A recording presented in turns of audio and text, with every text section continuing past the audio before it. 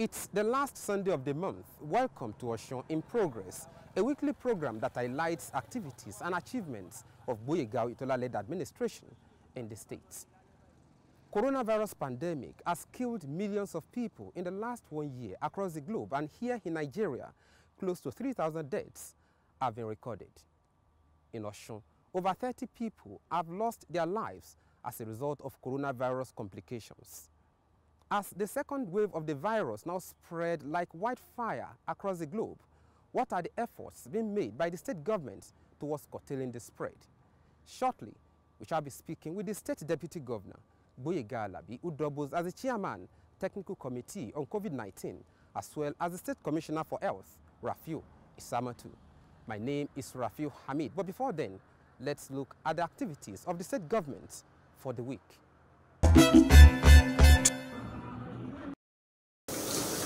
On Monday, a meeting of the Nigeria Governors Forum with the leadership of Miyetti Allah Cattle Breeders Association of Nigeria and heads of security agencies was held in Akure. It was attended by governors in the southwest region and their counterparts in Kebbi and Jigawa states. Our own problem, and we have to solve it our own way.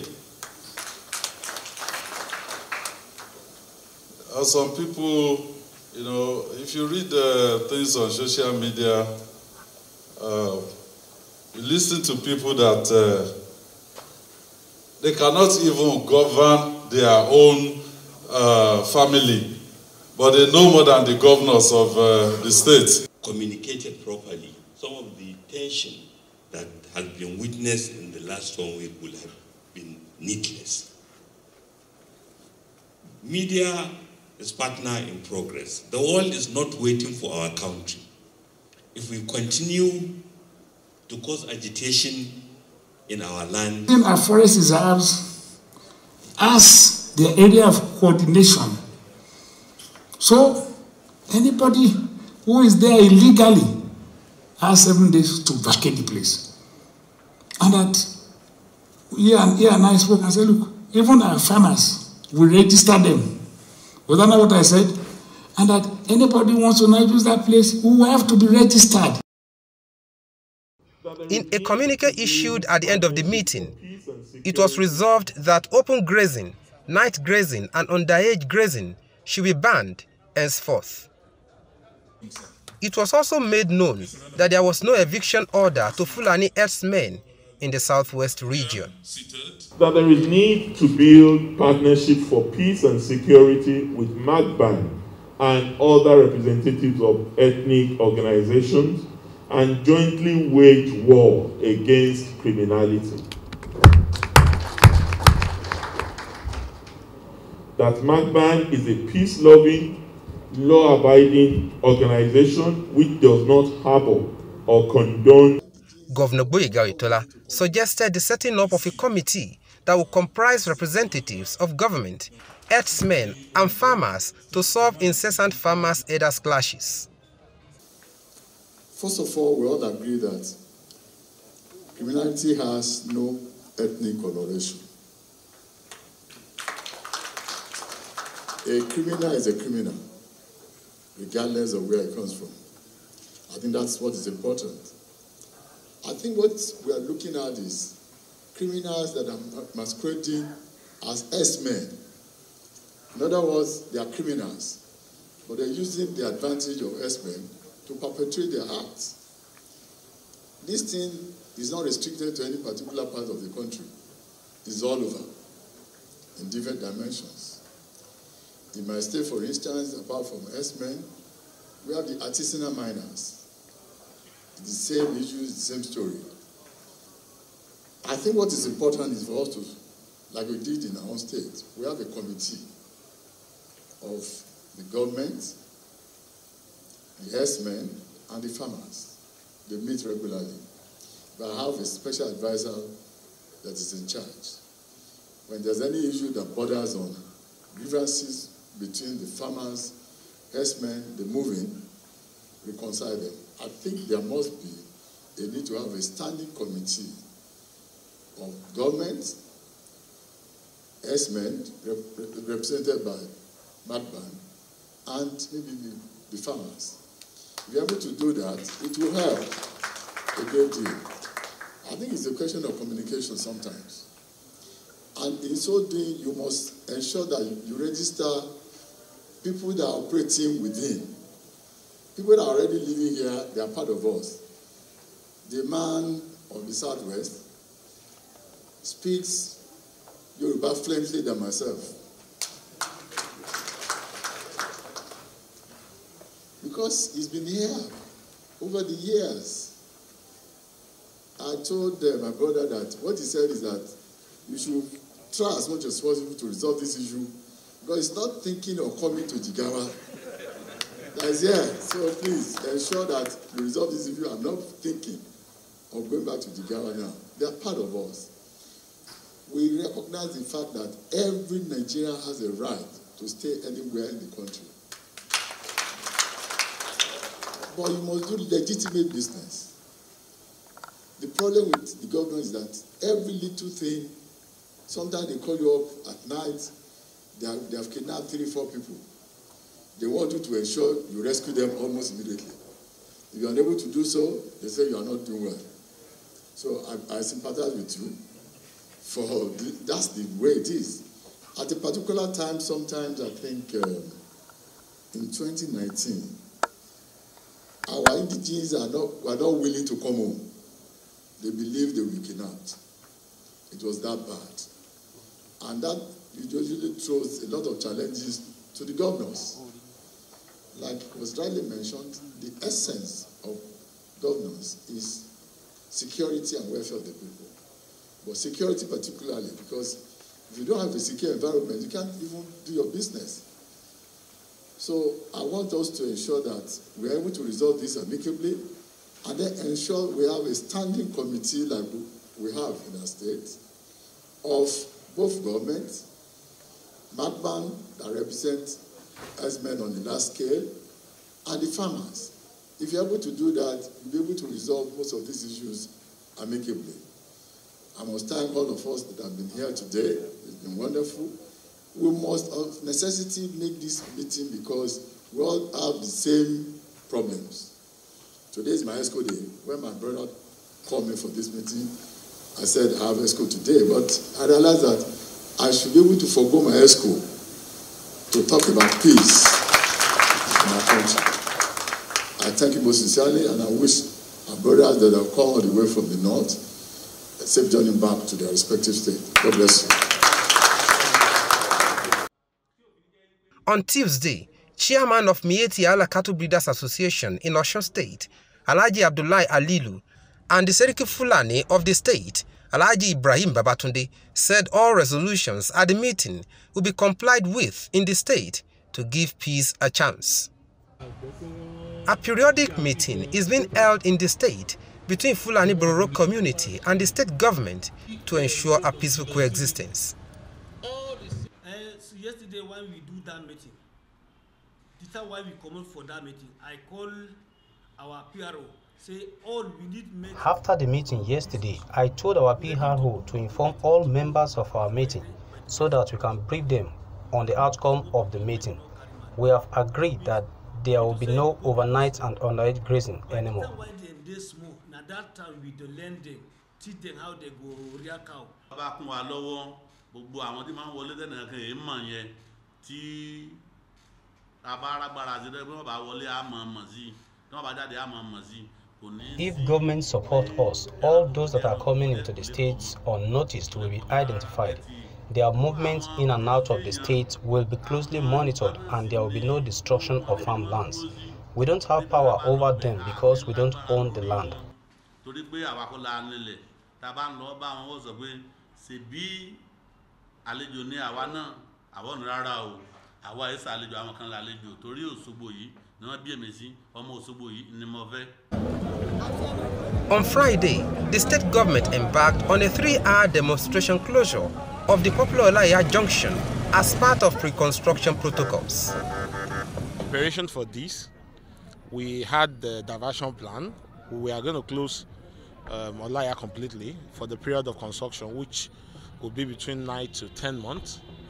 And because we know it's a major road, if we'll be closing down the entire Olaya, we need to do a demo to look at the way it's going to look like when we close down the entire Olaya. We have created a lot of alternative routes. We want to know how the alternative route would work. So we decided to pick today 2 to 5. It's one of the peak period of the day. So we want to look at the way it's going to look like, get our data, and find a way of improving if there is a need for us to improve diversion. The primary motive is to reduce the frequency of accidents at this intersection. We have had situations in the past where we recorded a number of accidents in this intersection, Okada, vehicular, and all of these. And His Excellency Governor Adegboyega Oyetola is not so happy with the situation and wants to put an end to these frequent crashes. And so he came up with this idea of putting up a flyover at this junction to ensure smoother traffic flow and beautify the landscape as it were. The governor, Gboyega Oyetola, in company of his wife, Kafayat Oyetola, and some members of his cabinet, walked around the area where the flyover is to be constructed. Several accidents, over the year. I witnessed one that was very fatal. And so to prevent the frequency of accidents, because of the fact that when you have a situation where you have an interchange, people naturally don't wait to observe traffic regulations. And part of our job is to ensure the security of lives. So we just thought that the best thing is to ensure that those people that are coming from Aberi, for instance, could just pass through the flyover without necessarily infringing on the possibility of people coming from Aleku-Wodo to avoid that level of accident. It will take a lot of traffic off the normal route and ensure that everybody is able to navigate without causing accident to anybody. So it's, apart from being iconic, it's actually supposed to serve the purpose of ensuring that we don't have accidents that have been occurring regularly there. It's been several lives have been lost. We can't be preaching that people should exercise a lot of constraints. It is important for us to ensure that we mitigate the possibility of accident happening at that interchange. We just want to advise and urge them to adjust strictly to our instructions. We have about 24 points that we are going to have our men. For today's exercise, we are using close to 150, 162 officers to manage the traffic flow, the Federal Road Safety Corps, Civil Defense, Nigerian Police, OES, OTRAMP, and we're also joining them.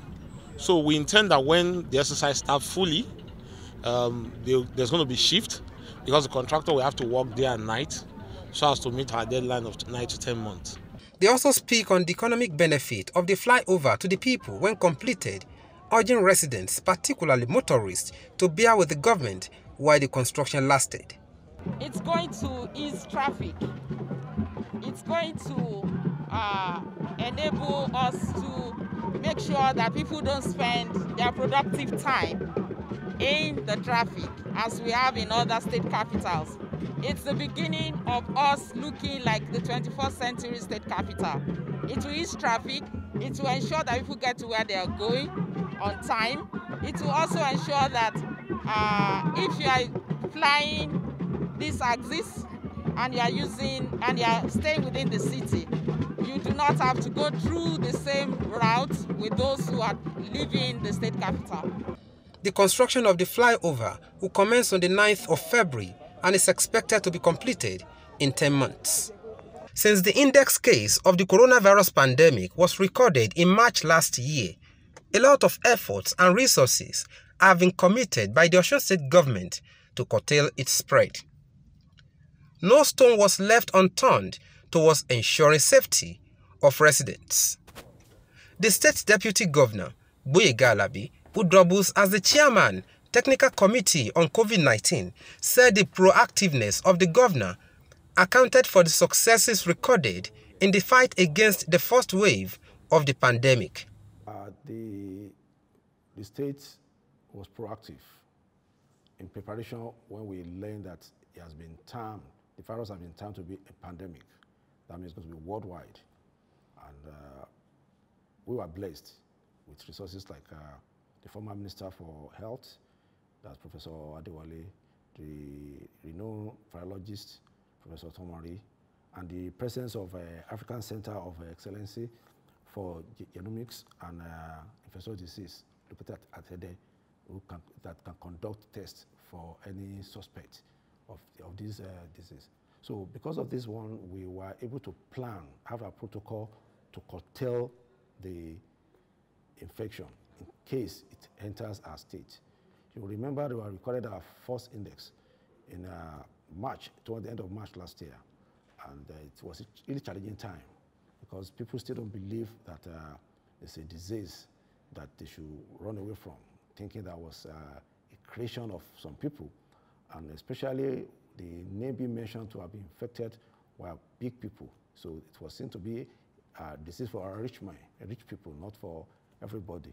But by and large, we were able to work with our people through effective communications of disease, the event of it as was happening on the other climb, and people bumped into it. They started owning themselves to ensure that they talk to their people, make them see reason why they should comply with government directives. That helped us in taming the adverse of this in our community. We recorded some few fatality, but not as projected by WHO.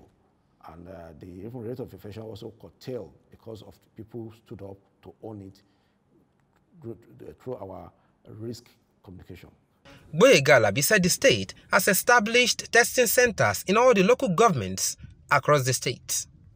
And we have also stepped up by having testing centers across the 31 local governments, because we are trying to encourage people testing to know whether they have this infection or not. You don't have to have it before you go for test. One way we have discovered in our research and findings is that this disease is better curtailed by early detection. If it's discovered on time that somebody has it, you can really treat the person and the person gets out of it. But if it is not noticed, because you do not conduct tests, you might think it was malaria until it started affecting other organs of the body. And that's what leads to the fatality. So therefore, our message is that people should go and do tests. And that's why we make it closer to people. Every local government has a testing center, and we have officers that man it. He encouraged residents to make themselves available for testing to know their status. My message to our people is that COVID-19 is still with us. The best prevention for this is early detection. Once you know you have it, you can be treated. Then they should please observe all the protocol and directives of state government as been stated. The testing in the state of Osun is free, except we are testing for traveling. If you are testing to get certificate for travel, you need to pay. But testing to know whether you are positive or negative on the virus is free in the state of Osun. We are working with the federal government also on the provision of vaccine so that we have it also in the state of Osun. And like I also mentioned that we are working with the Obafemi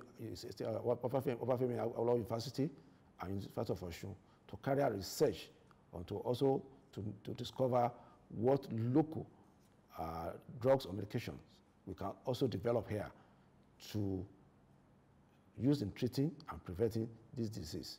And we are making headways. The State Commissioner for Health, Rafiu Isamatu, gives an update on the number of cases recorded so far, as well as the fatality. As of today, 27th of January 2021, we've had total number of confirmed cases to be 1,458. 1,458. That represents 21% of the total number of samples collected so far. And so far, we've collected 6,810 samples for COVID in our state, in the state of Osun. We have treated and discharged 1,109 cases, and that represents 76.07%. Well, we've had our own fair share of fatality. The total number of cumulative deaths due to COVID in our state stays at 32. 31, that is 2.19%. Active cases as of today, we have 317, and that represents 21.65%. Out of these 317, about 300 on home management. He speaks on the reason for home management of infected persons. That pretty much soon, but the rate at which we get positive cases, all our isolation centers in this state, will be filled up. Our staff will be overwhelmed, and we do not want that to happen. So basically, what brings the idea of home management is the fact that we have all over the place, we have our DSNOs, disease surveillance notification officers, who are in every ward, who would go and inspect the homes of anybody that tested positive. And they will know that pretty much they are happy enough that such people can self-isolate at home. And of course, we give them medications and we'll be checking on them regularly.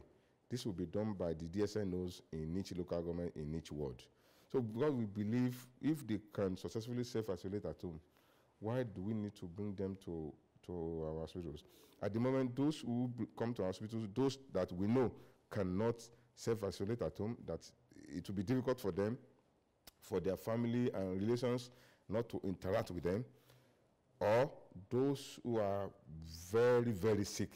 They are symptomatic, they are really sick, they are scared, and of course we believe they would benefit from being in our custody. So those are the ones that we bring to our isolation centers now. The second wave of the virus now spread faster than the first wave. It's rather unfortunate that we still have some folks who believe that there's no COVID. It's very, very unfortunate. However, even in the so-called Western world, there are folks, who don't believe that COVID exists. There are folks in the USA, in the UK, many of the European countries who share this belief of non-existence of COVID. However, I just want to tell our people in the state of Osun, tell Nigerians, there is COVID. It is real, and it is killing people. The difference between the first wave and the second wave, of course, you remember lately we heard of a new variant that was first discovered in the UK, and of course, it has found itself into our country. And the disease is not far-fetched. It's a global village now. People move in and out of everywhere. We now have the so-called B117. We now have that variant in our country. Now, the main difference is that it infects people more rapidly than what it used to be. The rate of infectivity is higher than what it was. And of course, it does, affect children as well.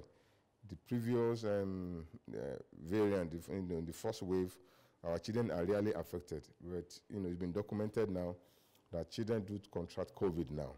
Now, however, we do not know, there's no empirical evidence that it kills more people than the first variant.